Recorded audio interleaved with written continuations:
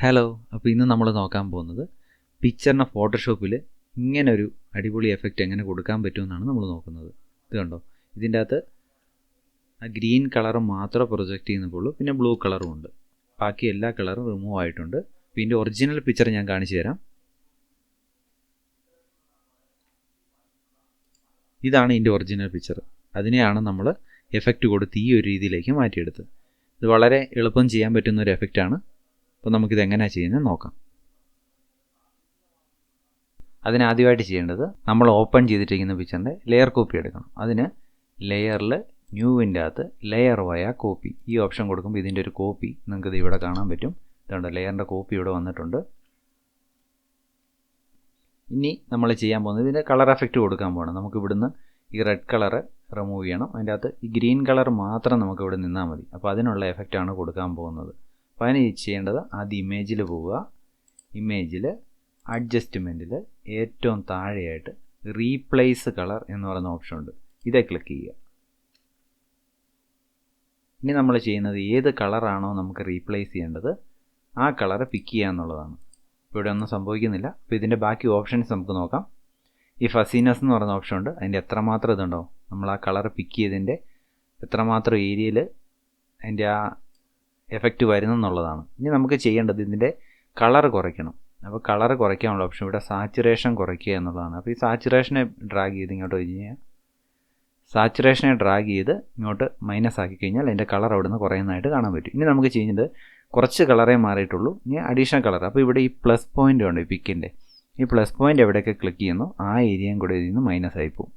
ഇതുണ്ടോ, നമുക്ക് ഇതനുസരിച്ച് അതിൻ്റെ ഡെപ്ത് കൂട്ടിയും കുറച്ച് വിടാം. അപ്പോൾ ഒത്തിരി ആയിക്കഴിഞ്ഞാൽ ഒത്തിരി സ്പ്രെഡ് ആയിട്ട് ഇതുണ്ടാവും, ഗ്രീൻ കളറും കൂടെ കയറി പിടിക്കുന്നുണ്ട്. അപ്പോൾ നമുക്ക് അത്രയും പോകണ്ട, ഒരു കുറച്ചിതിടുക. വീണ്ടും ആ പ്ലസ് ഉപയോഗിച്ച് ബാക്കി കളറുകൾ ഇങ്ങനെ പിക്ക് ചെയ്ത് വെച്ചാൽ മതി.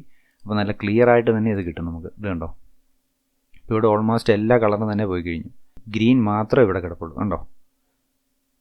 ഇനി നമ്മൾ ഇത് ഓക്കെ കൊടുക്കുക. അപ്പോൾ നമ്മളിത് ക്ലിയർ ആക്കി കഴിഞ്ഞു. ഉണ്ടോ. ഇനി നമുക്ക് കളറിന് കുറച്ചുകൂടി ഡെപ്ത് കൊടുക്കണം, എങ്കിലേ അതൊരു പ്രൊജക്ഷൻ കിട്ടുകയുള്ളൂ. അപ്പോൾ അതിന് ചെയ്യുന്നത് വീണ്ടും ഇമേജിൽ പോവുക. അഡ്ജസ്റ്റ്മെൻറ്റിൽ ഞാൻ ഇവിടെ ഉപയോഗിക്കുന്ന വൈബ്രൻസ് എന്ന് പറയുന്ന ഓപ്ഷനാണ്. ഇത് കൊടുത്തു. അതിനുശേഷം ഞാനിവിടെ സാച്ചുറേഷൻ കൂട്ടുകയാണ്. സാച്ചുറേഷൻ എന്ന് പറഞ്ഞാൽ കളറിൻ്റെ എമൗണ്ട് കൂട്ടുകയാണ്. ഇത് കണ്ടോ.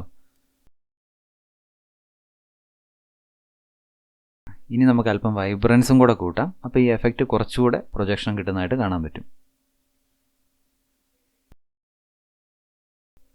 ഇനി നമുക്ക് ഒരു എഫക്റ്റും കൂടെ കൊടുക്കണം. അതിന് ഇമേജിൽ പോവുക. അഡ്ജസ്റ്റ്മെൻറ്റിൽ ബ്രൈറ്റ്നെസ് കോൺട്രാസ്റ്റ് എന്ന് പറയുന്ന എഫക്റ്റ് ഈ മുകളിൽ കാണും, ഇത് കൊടുക്കുക. അതിനുശേഷം യൂസ് ലെഗസി ഓൺ ചെയ്തിടുക.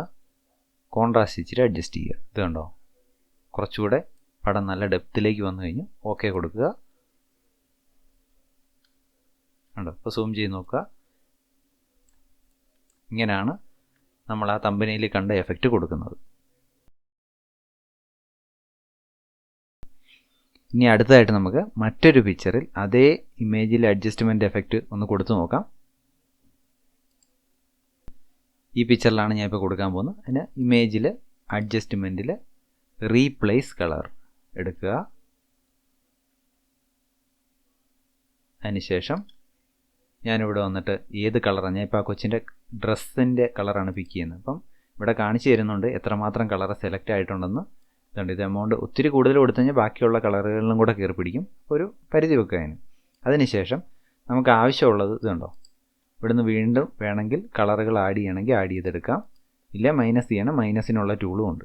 കണ്ടോ, നേരത്തെ നമ്മൾ സാച്ചുറേഷൻ കുറയ്ക്കുക ചെയ്ത്. ഇപ്പോൾ ഈ പിക്ചറിനെ ഞാൻ കുറച്ച് ബൂസ്റ്റ് ചെയ്യാൻ പോവാം. അപ്പോൾ ഈ സാച്ചുറേഷൻ കൂട്ടി നോക്കാം ആ കളറിനെ. ഇത് കണ്ടോ, ആ ഡ്രസ്സിൻ്റെ കളർ നോക്കിയാൽ കൂടുന്നത്. അതുപോലെ തന്നെ ഇവിടുത്തെ കളറുകളെല്ലാം മാറുന്നുണ്ട്. യെല്ലോ എവിടെയൊക്കെ ഉണ്ടോ അതെല്ലാം കൂടുന്നുണ്ട്.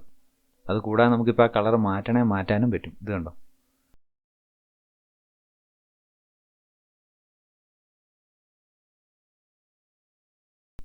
ഉണ്ടോ, ഈ കളറ് സാച്ചുറേഷൻ കൊടുക്കുമ്പോൾ നല്ലതായിട്ട് ബൂസ്റ്റ് ചെയ്ത് വരുന്നുണ്ട്. ആ പിക്ചറിന് കുറച്ചുകൂടെ എഫക്റ്റ് കിട്ടുന്നുണ്ട്. ഉണ്ടോ, ഇതിൻ്റെ ബ്രൈറ്റ്നസ് വേണം അഡ്ജസ്റ്റ് ചെയ്യാം. ആ കളറിനെ മാത്രം അത് ബാധിക്കുന്നുള്ളൂ.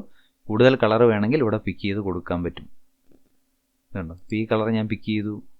ഉണ്ടോ, അവിടെ യെല്ലോയിഷ് ആയിട്ടാണ് വരുന്നത്. കണ്ടോ. അപ്പം ഇങ്ങനെ നമുക്ക് പിക്ചർ കൂടുതൽ കളർഫുൾ ആക്കി എടുക്കാൻ പറ്റും. അത് ഒരേ കളറുള്ള ഏരിയ ആയതുകൊണ്ടാണ് ഇത് വെച്ച് നമുക്ക് ഈസി ആയിട്ട് ചെയ്യാൻ പറ്റുന്നത്. ഇപ്പോൾ കളർ നമുക്ക് മൈനസ് ചെയ്യണം, ഇത് മൈനസും ചെയ്യാം. കണ്ടോ, ഇപ്പോൾ ഈ കളർ പിക്ക് ചെയ്യുന്നു, ഇത് കണ്ടോ. ഇപ്പോൾ ആഫ്റ്റർ ആൻഡ് ബിഫോർ കാണണമെങ്കിൽ ഈ പ്രിവ്യൂ ഓഫ് ചെയ്ത് കഴിഞ്ഞാൽ നമുക്കിത് നേരത്തെ എങ്ങനെ ഇരുന്നതെന്ന് അറിയാൻ പറ്റും. ഓക്കെ കൊടുക്കുക. ഒരു അഡ്ജസ്റ്റ്മെൻറ്റ് മാത്രം ഉപയോഗിച്ച് ഫോട്ടോഷോപ്പിൽ ഒരു പിക്ചർ ക്ലിയർ ചെയ്തെടുക്കാൻ പറ്റുകയില്ല. നിങ്ങൾ നേരത്തെ ഇത് ആ ഇമേജ് കണ്ടപ്പോൾ മനസ്സിലാക്കണം, നമ്മൾ 2-3 എഫക്റ്റ് കൊടുത്തു കഴിയുമ്പോഴാണ് പിക്ചർ ഒന്ന് നല്ല പ്രൊജക്ഷനിലേക്കായി വരുന്നത്. നമുക്ക് അറിയാവുന്ന കുറേ എഫക്റ്റുകൾ കൊടുത്തു കഴിയുമ്പോഴത്തേക്കും അത് അടിപൊളിയായിട്ട് വരുന്നതാണ്. അപ്പം നിങ്ങളിത് ട്രൈ ചെയ്ത് നോക്കുക. ഇനി നമുക്ക് നെക്സ്റ്റ് ക്ലാസ്സിൽ കാണാം. താങ്ക്